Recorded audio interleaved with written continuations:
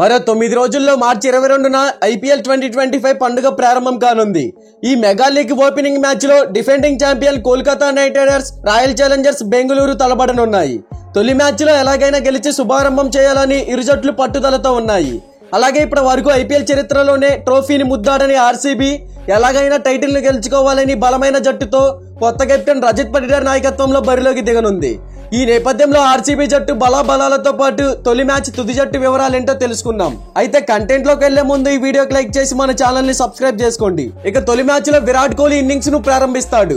ఎన్నో ఏళ్లుగా ఆర్సీబీలో biggest match winner గా కొనసాగుతున్న అతడికే ఈ సీజన్ లోను తన డైనమిక్ హీరోయిజం తో జట్టును విజయ పదంలోకి తీసుకెళ్లాల్సిన బాధ్యత ఉంది.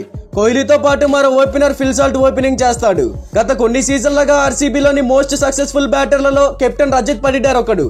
అతను నెంబర్ 3 లో బ్యాటింగ్ చేయవచ్చు. ఇక ఆల్రౌండర్ లియామ్ లివింగ్స్టోన్ 4వ స్థానంలో బ్యాటింగ్ కు దిగి ఆడవచ్చు. అతడు బంతితోనూ రాణించగలడు. కృణాల్ పాండ్యా కూడా బంతితోనూ బ్యాట్ తోనూ పర్ఫెక్ట్ బ్యాలెన్స్ ఇవ్వగలడు. గతంలో అతడు ఇతర జట్లకు వివిధ స్థానాల్లో బ్యాటింగ్ చేసిన అనుభవం కూడా ఉంది.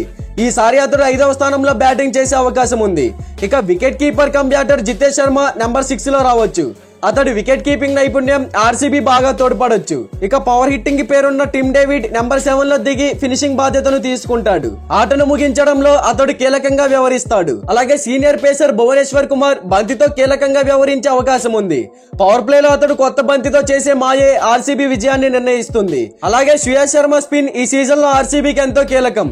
అతడి నుంచి మ్యాచ్ విన్నింగ్ పర్ఫార్మెన్స్ ను ఆర్సీబీ కోరుకుంటుంది. గత సీజన్ లో ఆర్సీబీలో most successful bowler S Dayal. ఈ లెఫ్ట్ ఆర్మ్ పేసర్ తన అద్భుతమైన ప్రదర్శన మళ్లీ కొనసాగిస్తాడని అభిమానులు ఆశిస్తున్నారు. అన్ని ఫార్మాట్లలోనూ జోష్ హాజెల్వుడ్ తాను ఎంత పవర్ఫుల్ బౌలరో ఇప్పటికే నిరూపించుకున్నాడు. అతడి అనుభవం ఆర్సీబీకి ఎంతో ఉపయోగపడనుంది. తొలి మ్యాచ్ లో జోష్ హాజెల్వుడ్, భువనేశ్వర్ కుమార్ కలిసి కొత్త బంతితో చేసే మాయ ఆర్సీబీకి ఎంతో కీలకం. ఇక left arm spin bowling allrounder Swapnil Singh impact player గా బరిలోకి దిగవచ్చు. అయితే ఆర్సీబీ ప్లేయింగ్ 11 చూద్దాం ఒకసారి. Virat Kohli, Phil Salt, Rajat Patidar, Liam Livingstone, Krunal Pandya, Jitesh Sharma, Tim David, Bhuvneshwar Kumar, Shreyas Sharma, S Dayal, Josh Hazlewood లేదా లుంగి ఎంగిడి వీళ్ళిద్దరిలో ఒకళ్ళనైతే టీంలోకి తీసుకోవచ్చు.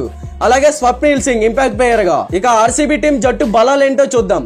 ప్రతి సీజన్ లోనూ బలమైన బ్యాటింగ్ లైనప్ ఆర్సీబీ ప్రధాన బలం. ఈసారి కూడా అలానే బరిలోకి దిగుతోంది. ఇంగ్లీష్ జట్టు wicket keeper cum batsmen Phil Salt RCB batting లో ఓపెనర్ గా కీలకం కానున్నాడు.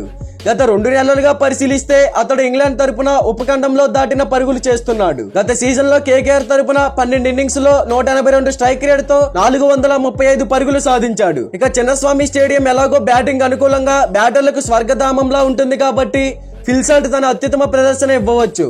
పైగా కోహ్లీతో కలిసి ఓపెనింగ్ చేస్తాడు కాబట్టి ఈ డెడ్లీ కాంబినేషన్ మంచిగా రాణించవచ్చు. కోహ్లీ, ఫిల్ సాల్ట్ తర్వాత కొత్త కెప్టెన్ రజత్ పటిదార్, దేవదత్ పడిక్కల్ జట్టులో కీలకం. అలానే లియామ్ లివింగ్స్టోన్, టిమ్ డేవిడ్ రూపంలో 2 పవర్ హిట్టర్లు ఉన్నారు. ఇంకా జితేష్ శర్మ, కృణాల్ పాండ్యాపై బలంగా ఆశలు ఉన్నాయి. ఇక వీరితో పాటు ఆర్సీబీలో అనుభవజ్ఞులైన పేసర్లు కూడా ఉండడం కలిసి వచ్చే అంశం. అలాగే ఆర్సీబీ టీం బలహీనతలేంటో ఇప్పుడు చూద్దాం. ఆర్సీబీ ప్రధాన బలహీనత జట్టులో ఫ్రంట్ లైన్ స్పిన్నర్ లేకపోవడం. ఇప్పుడు వారు జట్టులోకి కొత్తగా వచ్చిన ఆల్రౌండర్ కృణాల్ పాండ్యాపై ఎక్కువగా ఆధారపడుతున్నారు.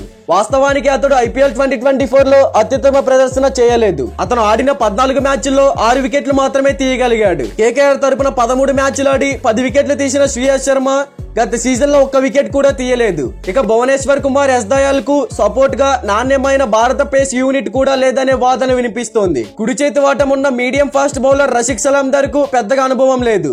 ఎక్కువ మొత్తంగా పెట్టి కొనుగోలు చేసిన ఇతడు ఎలా రాణిస్తాడు? మొత్తంగా యువకులు, అనుభవజ్ఞులు కలగలిపిన ఆటగాళ్లలో ఆర్సీబీ పైకి బానే ఉంది. చూడాలి మరి ఆర్సీబీ వీళ్ళని ఎలా ఉపయోగించుకుంటుందో. మరి దీనిపై క్రికెట్ ఫ్యాన్స్ గా మీరేమంటారు? ఇలాంటి ఐపీఎల్ క్రికెట్ అప్డేట్స్ కోసం మన ఛానల్ ని సబ్స్క్రైబ్ చేసుకోండి. ప్రక్కనే ఉన్న గంట సింబల్ ని యాక్టివేట్ చేసుకోండి. Thank you for watching.